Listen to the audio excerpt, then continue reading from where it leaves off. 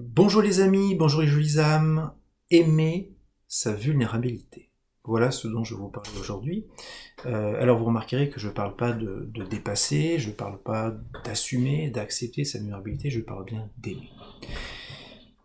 Pourquoi cette vidéo? Alors deux raisons à ça. La première, c'est que on traverse une crise qui est vraiment extrêmement éprouvante pour nous tous, qui vient nous toucher dans notre intérieur, qui vient nous toucher dans notre intimité, et qui quelque part nous expose en fait à notre propre vulnérabilité. Et la deuxième raison à ça, c'est que c'est un sujet qui me touche particulièrement à titre personnel, donc je m'adresse aussi aux hommes en fait dans cette vidéo, à qui on a répété pendant voilà, des décennies et des décennies que globalement pour être un bon gars, un bon gaillard, il fallait ne pas ressentir, il fallait pas pleurer, il fallait ne rien ressentir. Et bien sûr c'est extrêmement faux, c'est contraire à notre essence même d'humain et d'être par nature sensible. Donc voilà, j'avais envie de faire un petit peu, en tout cas, bouger les choses et apporter ma pierre à l'édifice, contribuer autour de cette thématique de la vulnérabilité. Ce que je veux vous faire ressentir, en fait, c'est que votre vulnérabilité, c'est ce qui fait votre humanité, d'accord? C'est ce qui fait notre humanité. C'est ce qui fait aussi notre unicité, d'accord? Donc c'est une force, c'est quelque chose qu'on doit apprendre au contraire à cultiver, et non pas à gommer, non pas à effacer, non pas à s'en débarrasser. C'est tout le chemin inverse. Alors, je vais vous raconter une petite anecdote concernant la vulnérabilité, qui est en fait l'histoire de cette vidéo quelque part. Beaucoup de personnes de mon entourage en fait me disaient mais Stéphane, tu devrais faire des vidéos, ça marche bien, peut-être que ça te ramènera des clients, etc. Tu es plutôt à l'aise à l'oral, voilà, tu animes des conférences de 100, 150 personnes, tout se passe très très bien, fais une vidéo, ça sera facile. Et puis il y avait quelque chose en moi qui n'était pas hyper juste, hyper aligné. En tout cas, voilà, je sentais que je freinais un peu à la tâche. Euh, et alors plus je regardais en fait des vidéos hein, de coachs reconnus, de confrères, de personnes tout simplement qui prenaient la caméra et puis qui du coup parlaient comme ça, plus je me dégonflais. Euh, Jusqu'au jour en fait où je me suis dit waouh, en fait il suffit d'être soi en fait, il suffit euh, d'être là simplement, il suffit de trouver son étincelle, il suffit de laisser son empreinte. C'est quelque part la vulnérabilité, c'est son odeur, c'est sa note de musique, c'est sa couleur. Et en fait, il suffit, voilà, simplement de la présenter, de la proposer. Euh,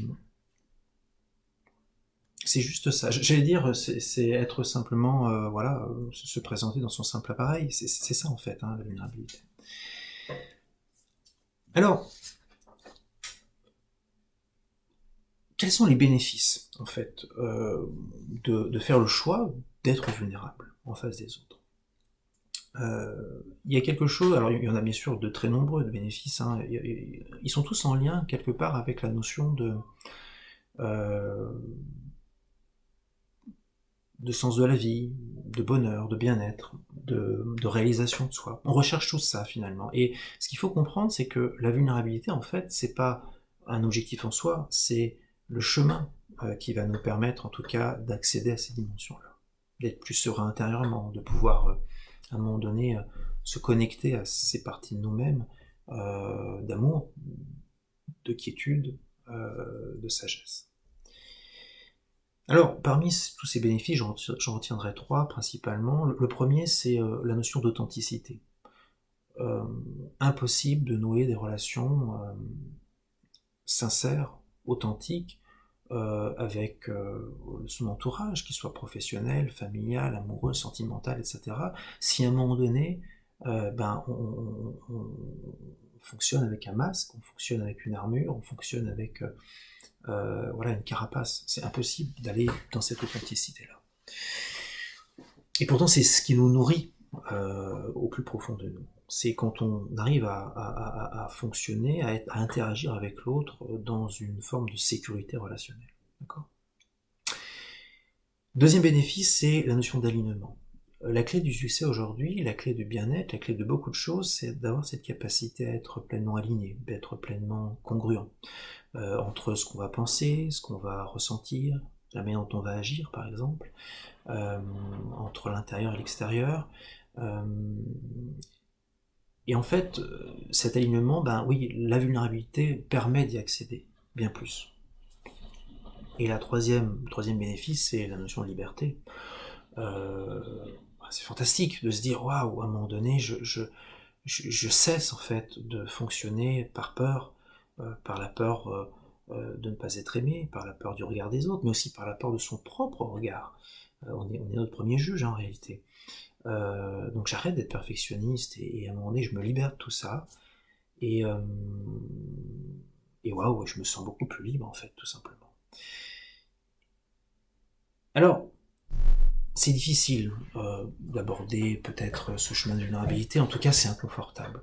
Ça peut être très inconfortable, ça peut être même douloureux, mais quel effet magique quand à un moment donné vous ressentez que vous êtes plus léger, vous sentez vos épaules vous délier, vous êtes beaucoup plus calme dans votre mental, vous sentez beaucoup plus libre, beaucoup plus léger. Bon, et ben ces sensations-là, effectivement, c'est les premiers indicateurs que vous êtes sur le bon chemin et qu'il faut persévérer. Mais c'est un chemin qui peut être effectivement difficile. Je fais une petite parenthèse d'ailleurs parce que je vous partagerai, alors je ne sais pas encore si c'est sous forme d'article ou sous forme de vidéo, mais en tout cas des témoignages sur les pièges du développement personnel. Moi j'ai démarré le développement personnel il y a quelques années et je trouve ça admirable de pouvoir se dire tiens je me prends en main, je vais guérir mes blessures, je vais chasser mes démons, je vais essayer de trouver des clés pour être une version plus aimante de moi-même. Donc je vais suivre des stages, je vais lire des bouquins, je vais travailler sur moi. Et autant il y a des bouquins, des gens qui peuvent être extrêmement inspirants, en même temps parfois ça peut aussi être un peu caricatural.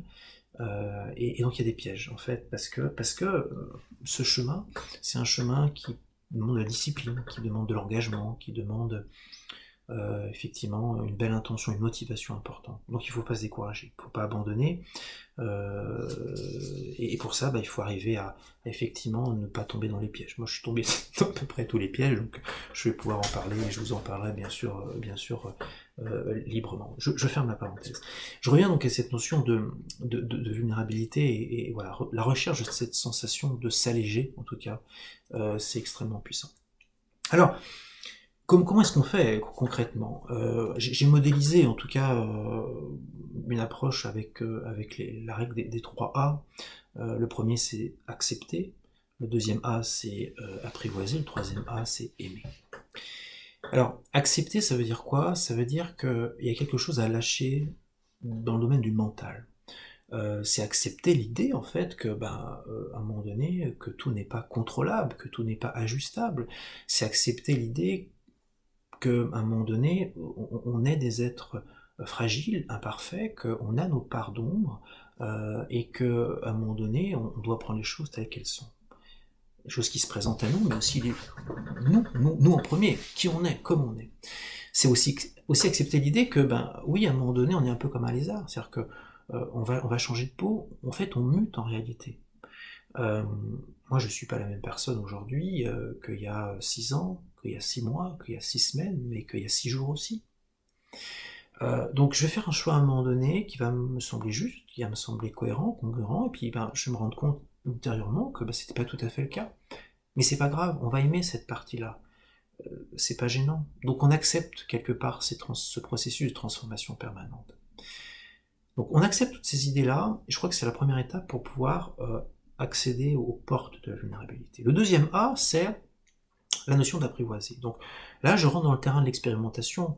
Je vais à un moment donné commencer à comprendre, à chercher, à comprendre comment je fonctionne, comprendre que j'ai croyances limitantes, comprendre comment je ressens les choses, commencer à prendre petit à petit de la distance en fait par rapport à mon fonctionnement.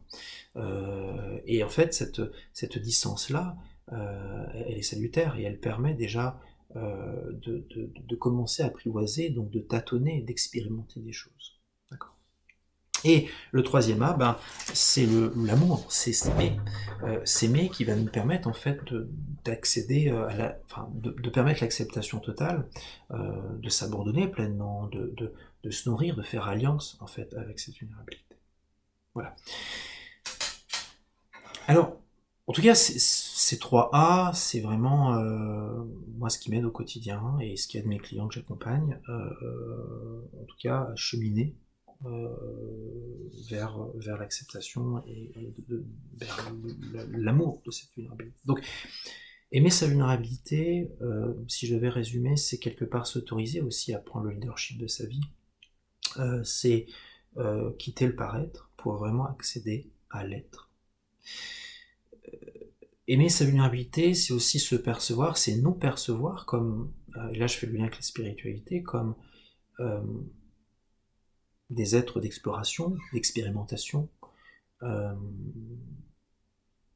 est là pour vivre des choses en fait, et les expérimenter, les aider, et aimer ce processus-là. Aimer votre vulnérabilité, en fait, c'est quelque part cultiver la plus belle partie de vous.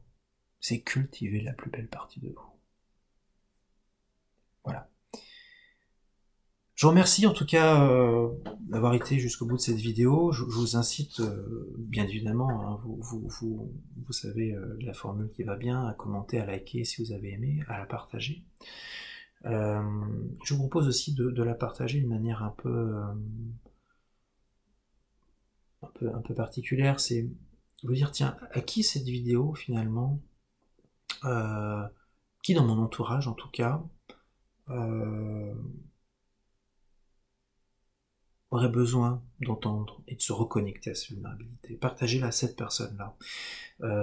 Et là, vous serez un messager d'amour, et vous permettrez peut-être à ce qu'il y ait une belle chaîne d'amour qui se diffuse autour de cette question-là. Voilà. Je vous remercie, je vous dis à très très bientôt. Je vous souhaite une douce journée, voilà, et puis à bientôt.